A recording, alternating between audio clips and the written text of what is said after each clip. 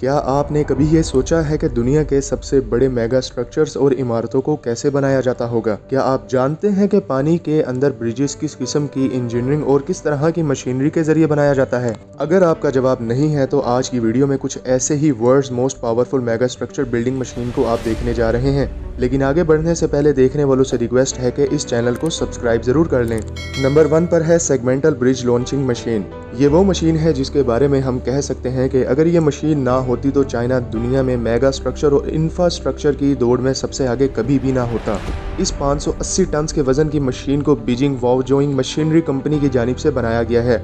ये ब्रिज के बड़े से बड़े ज्वाइंट गर्डर को उठाकर ब्रिज के पिलर से होकर न्यूमेटिकल सपोर्ट स्ट्रक्चर के जरिए लोडिंग पोजीशन में आकर एक पिलर को दूसरे पिलर के साथ जोड़ती है, जिसकी मदद से ये खुद को दूसरे से तीसरे पिलर तक खुद को और आगे ले जा सकती है और उठाए हुए गर्डर को उसकी पोजीशन पे प्लेस कर देती है और यहाँ से वर्कमैन अगले गर्ड तक जाते हुए वेल्डिंग का काम बआसानी कर सकते हैं। 64 यानी 64 व्हील्स पर चलने वाली इस मेगा मशीन को मल्टीपल सेक्शंस में स्प्लिट भी किया जा सकता है। एक और खास बात यह है कि इसमें लगाए गए व्हील्स को 90% तक टर्न कर सकते हैं, जिसका मतलब ये हुआ कि मूवमेंट को बगैर किसी लंबे डिस्टेंस को कवर करके आसान करना, जिससे एक जगह से दूसरी जगह फौरी तौर पर जाया जा सकता है। सिर्फ इस एक मशीन ने ही चाइना में होने वाले इंफ्रास्ट्रक्चर को इतना ज्यादा फास्ट ट्रैक कर दिया है कि 2025 से पहले इस मशीन के जरिए चाइना में 24,000 माइल्स पे रेलवे ट्रैक बनाने का प्लान बनाया गया है, जो कि यूरोपियन यूनियन में मौजूद ममालिक के कंबाइंड रेलवे स्ट्रक्चर से भी बहुत ज्यादा है, जो कि 13,841 माइल्स है।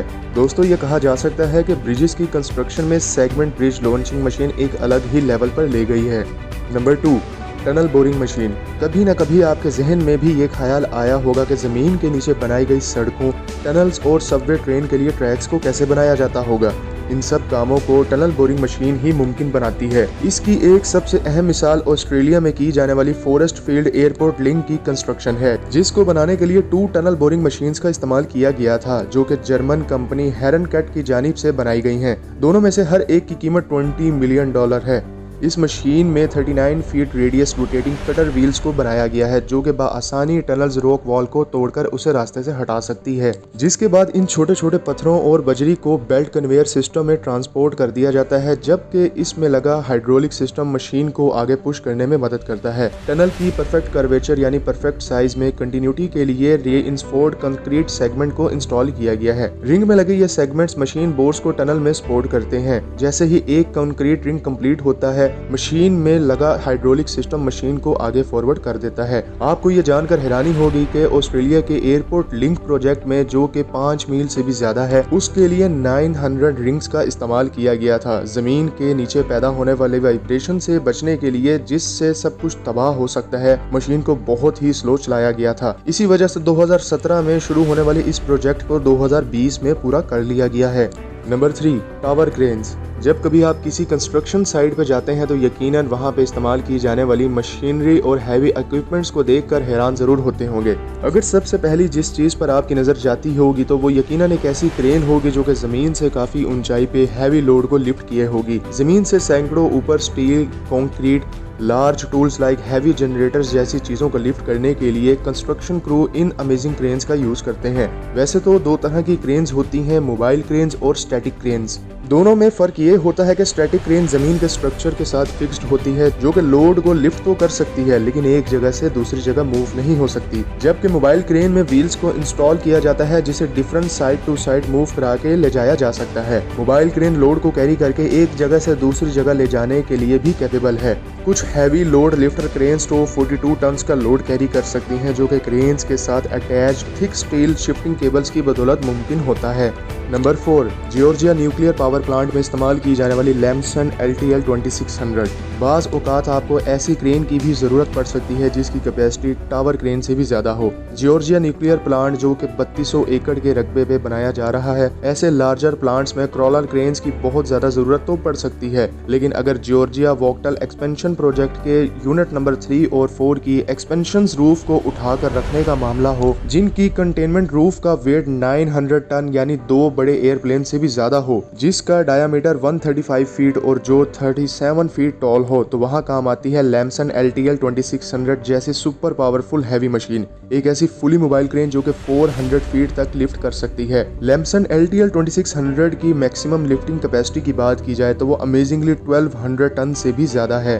Number 5, Aasta Hansteen ring spar. क्या आपको ये सोचकर कभी हैरानी हुई है कि गहरे समंदर में ऑयल को कैसे एक्सट्रैक्ट किया जाता है? तो ये मशीन आपके सवाल का जवाब है। दुनिया की सबसे लार्जेस्ट ऑयल रिग मशीन को साउथ कोरिया में बनाया गया है, जो कि मेजरमेंट में 656 फीट लॉन्ग और 164 फीट इन डायामीटर है, जिसका वेट 46,000 टन है। दोस्तों, ये वाकई ही बहुत ज्यादा वेट है। जब इस इनक्रेडिबल मेगा स्ट्रक्चर को साउथ कोरिया से कोस्ट ऑफ नॉर्वे में ऑयल रिग के लिए ट्रांसपोर्ट करने की जरूरत पड़ी तो एक और जायंट ग्लोबल मार्केट लीडर ने इस चैलेंज को एक्सेप्ट किया। दोस्तों, बात हो रही है बेस्कलिस डॉकवाइस वैंगार्ड की, एक semi submersible heavy transport vessel जो कि पानी के अंदर 90 फीट तक डूब सकता है, जिसकी वजह से हैवी मशीनरीज को इस जायंट वेसल और पानी की मदद से पानी पे फ्लोट कराया जा सकता है, बजाय वेट को लिफ्ट करने के। इस ग्लोबल जायंट की मैक्सिमम वेट कैपेसिटी भी होश उड़ाने के लिए काफी है, जो कि 1,17,000 टन से भी ज्यादा है। साउथ कोरिया से कोस्ट ऑफ नॉर्वे के इस 26,854 किलोमीटर के जर्नी को मुकम्मल होने में 2 महीनों का वक्त लगा था,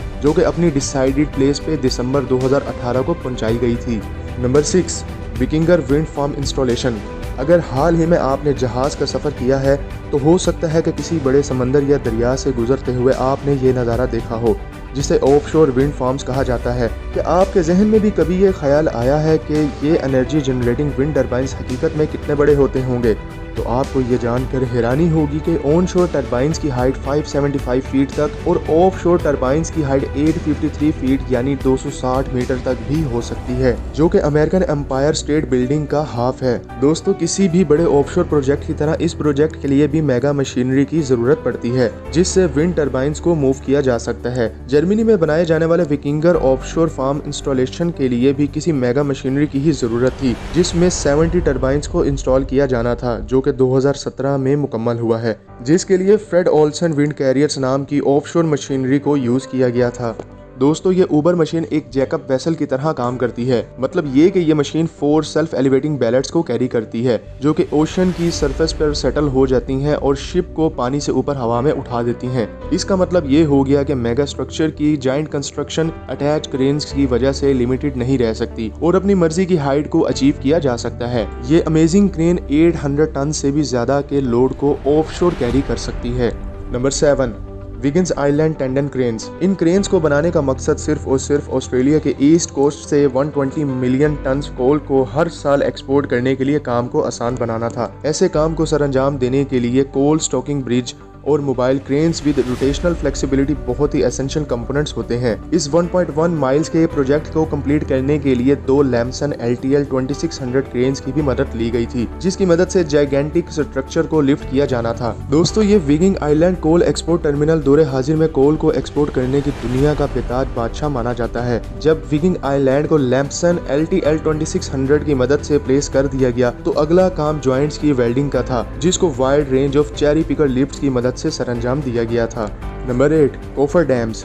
आपको कभी न कभी ये देखकर हैरानी जरूर हुई होगी कि पानी के ऊपर बने ब्रिजेस की बड़ी बड़ी लेग्स को समंदर या पानी के अंदर कैसे बनाया जाता होगा। तो दोस्तों, कोफर डैम्स आपका आंसर है। ये एक बहुत ही दिलचस्प प्रोसेस के जरिए होता है, जो कि 2 चीजों पर डिपेंड करता है, जिन्हें शीट पाइलिंग और कोफर डैम्स कहा जाता है। शीट पाइलिंग में सस्टेनेबल स्टील बीम्स को इंटरलॉक और ओवरलॉक किया जाता है। ये एक ऐसा मेथड है जिसको ह्यूज मेटल सिलेंडर्स बनाने के लिए इस्तेमाल किया जाता है। इन ह्यूज मेटल सिलेंडर्स को कोफर डैम्स कहा जाता है। जब इस स्ट्रक्चर को पानी में उतार दिया जाता है तो अगला काम स्ट्रक्चर की बिल्डिंग का होता है, क्योंकि कोफर डैम्स को बनाया ही ऐसे जाता है कि ये पानी को बाहर ही रखता है और एक भी कतरा पानी का इसके अंदर नहीं आ सकता है। यानी इसके अंदर ड्राई एरिया में रहकर वर्कर्स अपना कंस्ट्रक्शन का काम कर सकते हैं। कोफर डैम्स को लार्जर क्रेन्स की मदद से लिफ्ट करके डिसाइडेड पोजीशन पे प्लेस किया जाता है, लेकिन कुछ केसेस में कोफर डैम्स की शेप, वेट और हाइट की वजह से बहुत सी बड़ी बड़ी मुश्किलात को फेस करना पड़ सकता है। समटाइम्स एक कोफर डैम का वेट 400 टन तक जा सकता है। ऐसे केसेस में एग्जैक्ट पोजीशनिंग के इश्यूज से बचने के लिए एक स्लोप के जरिए कोफर डैम्स को राइट पोजीशन में पानी में उतारा जाता है। दोस्तों, ऐसी स्लोप के जरिए जो 800 टन के वेट को बर्दाश्त कर सकती है, जिसे वोक्जो योंगजर रिवर ब्रिज कोफर डैम्स कहा जाता है। पानी में उतारने के बाद कोफर डैम्स को पानी पे फ्लोट करके लोकेशन तक पहुंचाया जाता है, जहां पे फिक्सिंग के प्रोसेस से होकर कंस्ट्रक्शन का काम किया जा सकता है। तो दोस्तों, इन मेगा मशीन्स की लिस्ट में से आपको सबसे ज्यादा इंप्रेसिव मशीन कौन सी लगी? कमेंट सेक्शन में अपनी राय का इजहार जरूर दीजिएगा। वीडियो को लाइक और चैनल को सब्सक्राइब जरूर कर दें ताकि इन फ्यूचर आपको इस तरह की इंफॉर्मेटिव कंटेंट की वीडियोस हासिल हो सकें। आप तमाम देखने वालों का बहुत शुक्रिया।